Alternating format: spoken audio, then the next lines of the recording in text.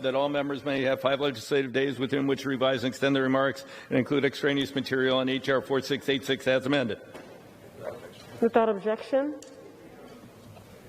Madam Speaker, I yield myself such time as I may consume. The gentleman is recognized. Madam Speaker, I rise in strong support of H.R. 4686, Sami's Law.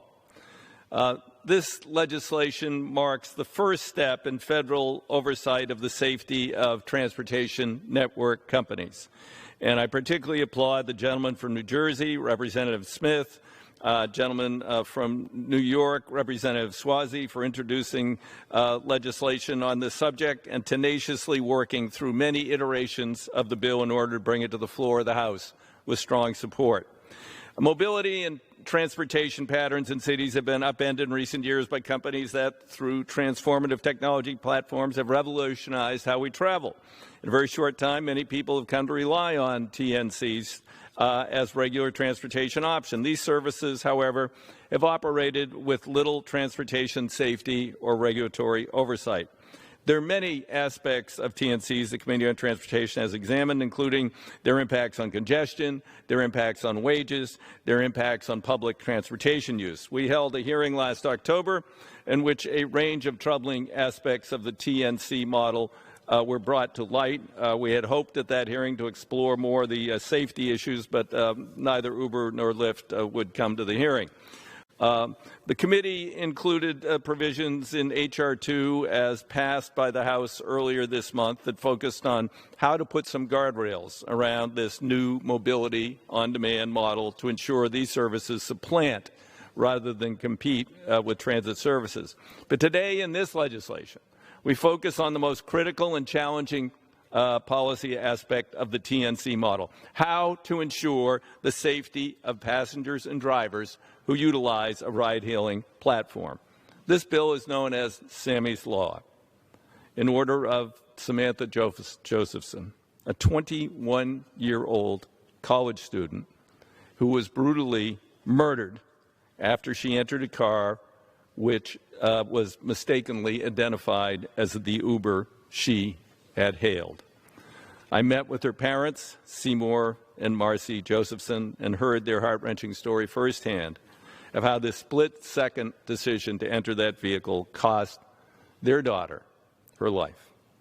They have worked tirelessly on the legislation before us today so that millions of other ride-hailing services users can do so with safety protections in place. It's appalling that it took this tragedy for TNCs to admit that developing an app connecting passengers and drivers through technology and hoping for the best is woefully insufficient as a safety protocol. I'm glad that Uber and Lyft were finally willing to come to the table and agree to the basic safety precautions contained in H.R. 4686.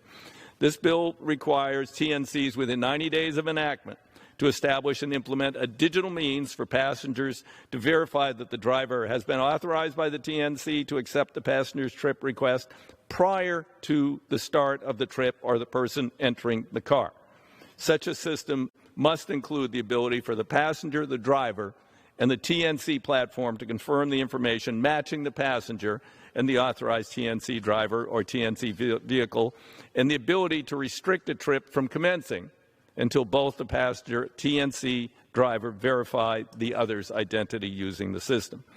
The bill further ensures that TNCs will be able to continue to improve and innovate ways to maximize passenger and driver safety by establishing a process for the Secretary of Transportation to issue performance standards for successor verification technologies. The bill also establishes an advisory council of federal officials, representatives of TNC, TNC drivers, law enforcement, victims advocacy groups, individuals with disabilities to develop recommendations on successor technologies. The bill further prohibits the sale of any signage that is designed to help a passenger identify a TNC vehicle and contains a TNC's proprietary trademark or logo authorized by the TNC. During our hearing last fall, I just went on to Amazon and I found I could have had delivered by Prime in 2 days a lighted sign to put on my dashboard that I would plug into the cigarette lighter saying I was an Uber or Lyft driver. That's got to stop. Finally, the bill directs the Government Accountability Office to conduct a study on the incidence of assaults on TNC passengers, TNC drivers, background checks conducted on prospective drivers of TNC vehicles, including state and local laws which may require such background checks. I've been focused on the potential danger of pairing passengers with poorly vetted drivers for years. In 2015, I wrote to then Uber CEO Travis Kalanick urging the company to conduct a fingerprint-based background check.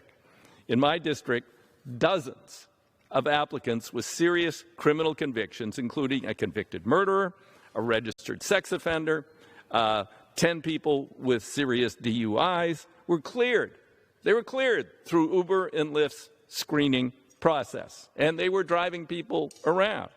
It wasn't until the local police department in my state, we're the only state who hasn't been preempted by Uber and Lyft from going further than their very cursory background checks. The police conducted the same background checks that they would conduct for taxi drivers in the city. And then they found the murderer, the sex offender, and the others, and those people were removed from service. That just shouldn't ever happen. Strong and thorough vetting of potential drivers is the first line of defense to ensure passenger safety. While the study initiated by this bill will yield important data, I believe we'll ultimately have to do more to truly protect the ride-hailing community. It will do little good to verify that you have the right driver if that driver has a history and a desire to do harm to passengers. Lawmakers at the state, federal, and local level need to think beyond whether ride-hailing gets people from point A to B, to work to ensure that TNCs deliver public service equitably, safely, and not a race to the bottom by exploiting drivers. This bill is an important step in setting an appropriate regulatory floor. I thank those I mentioned earlier for bringing this legislation before the House and urge my colleagues to support its passage. With that, I reserve the balance of my time. The gentleman reserves.